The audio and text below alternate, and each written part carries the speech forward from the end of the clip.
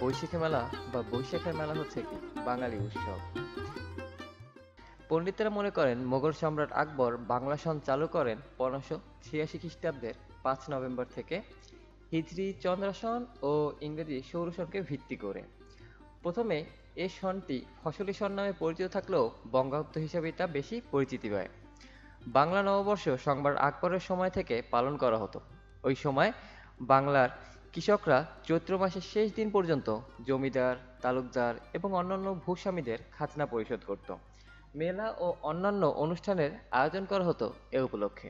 পরবর্তী সময়ে বৈশাখ উপলক্ষে যে মেলার আয়োজন করা হতো, সে মেলাকে বৈশাখী মেলা নামে নামকরণ করা হয়।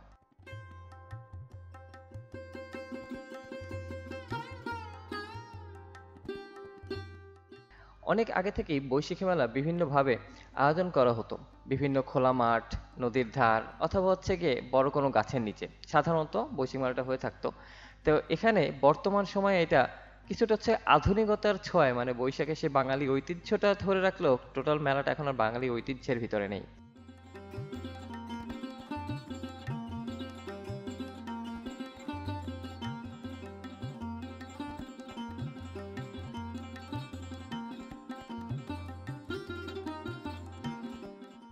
এখন যে মেলাটা আমরা দেখছি এটা পিরোজপুরের বৈশাখী মেলা। 2001 সাল দিকে, অ্যারাউন্ড 2000 কি 2001 সালের দিক থেকে হচ্ছে কি এটা পিরোজপুরের সরকারি উচ্চ বিদ্যালয়, যেটাকে আমরা গভর্নমেন্ট স্কুল বা বয়েজ স্কুল বলে চিনি, সেই স্কুলের মাঠেই বৈশাখী মেলাটা আয়োজন করা হয়ে থাকে। জেলা প্রশাসনের আয়োজনে 5 থেকে 7 দিন ব্যাপী বৈশাখী মেলাটা আয়োজিত হয়। বিভিন্ন ধরনের খাবার আইটেম, খেলনার আইটেম, রাইডস, অনেক কিছু এবং সন্ধ্যার সময় সাংস্কৃতিক অনুষ্ঠানের আয়োজন করা হয় এই মেলায়। এই যে এখানে হচ্ছে গিয়ে মানুষের হাতে বানানো পালদের তৈরি করা ছোট ছোট মাটির পুতুল, মাটির কলস, মাটির পাতিল, চুলা, কড়াই এগুলো নিয়ে হচ্ছে গিয়ে ছোট ছোট এরকম মাটিতে বসে স্টল তৈরি হয়। আগে এই স্টলগুলো হচ্ছে গিয়ে নদীর পাড়ে হতো, আরো অনেক জায়গায় অনেক বড় করে হতো মেলাটা, বিভিন্ন জায়গায় বিভিন্ন সময় এক এক ভাবে হতো। বিভিন্ন মাঠে আপনার হচ্ছে গিয়ে ষাঁড়ের লড়াই, মোরগ লড়াই, বিভিন্ন ধরনের বাঙালি খেলার আয়োজন করা হতো। নদীতে হচ্ছে গিয়ে নৌকাবাজ, সাঁতার প্রতিযোগিতার আয়োজন হতো এই বৈশাখকে কেন্দ্র করে। এখন আর আসলে এমন তো কিছু এগুলো হয় না। তবে আধুনিকতার ছোঁয়ার সাথে কিছুটা ঐতিহ্য মিলিয়ে বৈশাখ মেলাটা এখনো আয়োজন করা হয়। এবার হচ্ছে গিয়ে 5 দিন ব্যাপী মেলা ছিল, সরি 5 দিন না, 7 দিন ব্যাপী মেলা ছিল।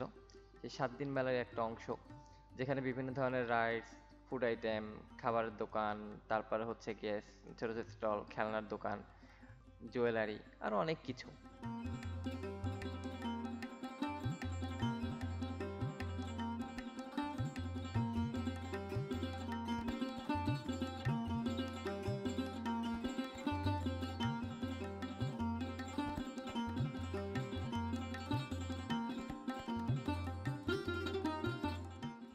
সবাই এখানে কিনতে না আসলো, মানুষ হচ্ছে ঘুরতে আসতো, বেড়াতে আসতো, একটা ভালো সময় আসলে পার করার জন্য। এবং সন্ধ্যার সময় ছিল হচ্ছে সাংস্কৃতিক অনুষ্ঠান, কিন্তু এটা সন্ধ্যার আগে চলে আসার কারণে আর দেখাতে পারলাম না।